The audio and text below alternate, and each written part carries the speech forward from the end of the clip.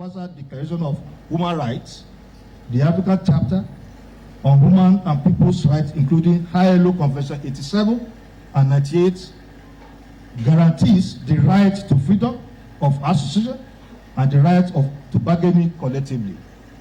It is more absurd that these infractions will even happen at all and still continue to happen, especially when Nigeria sits as the chairman of the governing board of the ILO. Accordingly,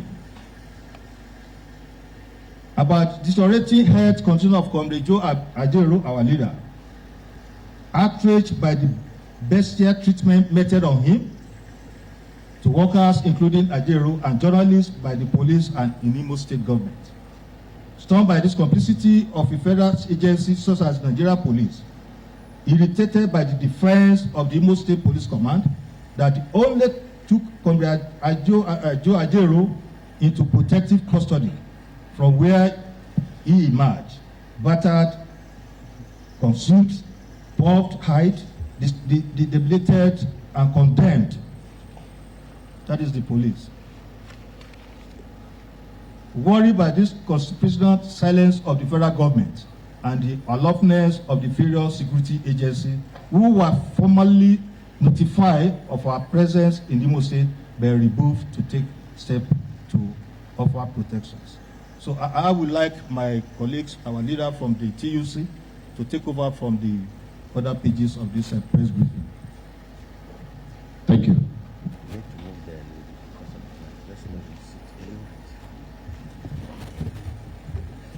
The Nigerian Labour Congress and Trade Union Congress of Nigeria resolve as follows. 1. The Commissioner of Police, Imo State Command, CP Ahmed Bade, should not only be investigated and redeployed out of Imo State for his serious complicitious and unprofessional behavior and conduct immediately. 2. The area command of Nigerian Police Force and all other officers and men in Owerri, through whom the police commissioner supervised the brutalization and humiliation of Comrade Ajero and other workers, be relieved of his office and stripped of its commission. 3. Mr. Nwaneri Chinesa, advisor on special duty, who supervised the terror on workers and partial brutality meted to the corporate president, Comrade Joe Ajero, be arrested immediately and prosecuted for his crime against workers and the president. 4. We demand an immediate, independent, and unbiased, thorough professional medical examination of Comrade Ajero in light of his physical and psychological injuries inflicted upon him. 5. Other workers and journalists subjected to his inhuman treatment by the police and the Hope Uzodima's group be treated by the states and all the properties lost be restored immediately. All outstanding industrial relations issues, as preciously agreed in the Imo State government, be implemented immediately.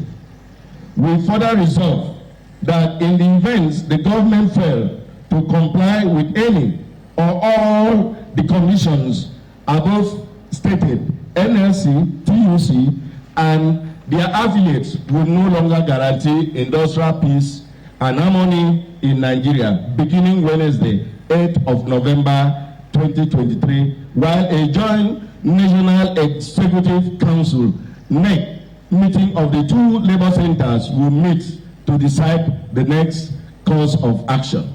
We find it appropriate to let Nigerians know the sequence of events that leads to going to Imo State for peaceful protest, but which was aborted by police and hoodlum recruited by the state governor. These have become necessary so they do not fall victim to government's propaganda or police disinformation and misinformation. We had police fictions that we disobey court order, but we want to know which court order Our lawyer was in court last week, and the matter was adjourned till today. Let us assume there was a court order. When was it granted? And where was it granted? How was the order obtained? And on whom was it served? And when? Comrade, let us assume there was a court order. Now, back to the sequence of events that leads to our going to Owerri. 1.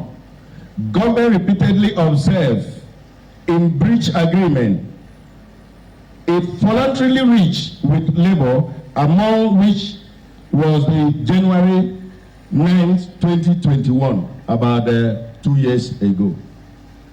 2. Non-payment of salaries and pension for upward of 22 months, in some instances 42 months. 3. Declaration of 11,000 hard workers as ghost workers,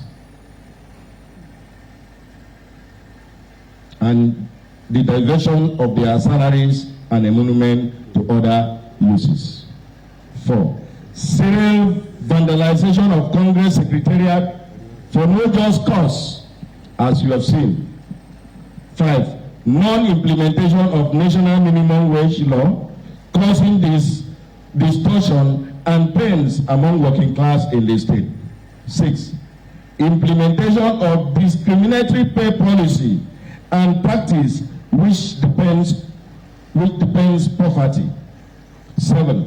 The backlog of gratuity arrears stretching to 8 years. 8. Government continued harassment, intimidation of workers or their executive. 9. Non-remittance of check-off dues or misappropriation of check-off dues by government. 10. Frequent interference by government in internal matter of trade unions to the point government wants to decide who occupies which posts. 11. Systemic intimidation of trade unions and trade union leaders, dismantling of trade union structure, regular bullying and beating of workers, and denying them access to the fruits of their hard labor.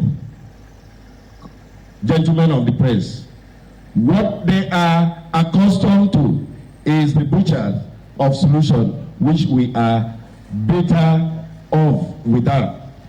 Let us not pretend that we have democracy in Imo State. I thank you, comrade, for this opportunity. There is victory for us. Victory. There is victory for us In the struggle. in the struggle for our cause. There is victory for us, forward ever, backward never. In the struggle for our members, there is victory. Solidarity. Forever. Aluta. Continua. Victoria. Asata. Thank you, comrades. Yeah, thank you, comrade. Thank you, gentlemen of the press. You have listened to our leaders. If you have questions, let's see on the hand so that we can. I can see you there. No, only journalists. Yes, only journalists. Very few. Yeah, one. Maybe another one. Yes. Okay, 2. Fine. You have the floor. Good afternoon, sir. My name is Okifala Kosin. I am reporting for Citizen FM 93.7. I want to say sorry for what happened to our leader, but with that, the governor of Imo State and the Nigerian police, including the NLC, have issued press release stating their position just like you have done now. But have you seen the position of the police when they say